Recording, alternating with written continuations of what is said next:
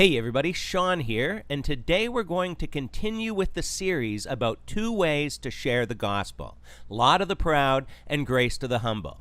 If you haven't seen those videos, you can watch them in the playlist, How to Share the Gospel. Today the obstacle is when someone tells you they're a Muslim.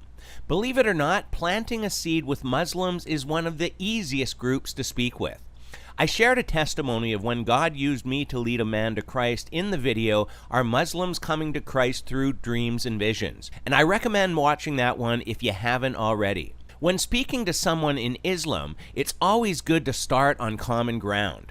So in a conversation, someone says, I'm a Muslim. You say, oh, I'm a Christian, and our faiths have some common beliefs. We both believe there is only one God. They'll usually say something like, yes, only one. You say, we both believe that Moses was a prophet of God and he received the 10 Commandments from God. They'll say, yes, Moses was a prophet of God. And you say, we both believe that people go to heaven or hell in the afterlife. And they might say something like, yes, good people will go to paradise, which they call Jannah, and bad people go to hell, which they call Jahannam. So now you have a great foundation of common beliefs to continue conversation. And now we get into our regular flow and ask them, so if you died today, do you think you'd go to heaven or hell? And they will most likely say something like, only Allah knows, because with the Islamic faith, they can have no real assurance of heaven while they're on earth. This is another great discussion point for later on, that as Christians, we can know that we have eternal life, as it says in 1 John 5:13. But it's not recommended that you address this quite yet. Instead, proceed to the next question. Would you consider yourself to be a good person? And most Muslims will say yes, because just like with Judaism, they pride themselves in following the rules and laws of their God.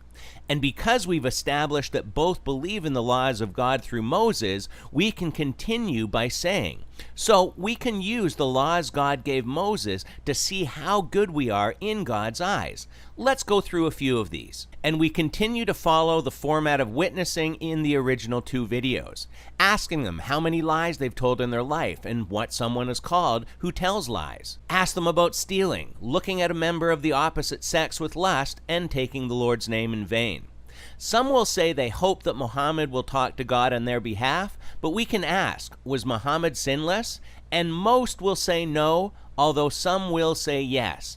But we can point to their book, the Quran, and Surah 40:55 that says, therefore be patient. Indeed, the promise of Allah is truth. And ask forgiveness for your sin, and exult with praise of your Lord in the evening and the morning.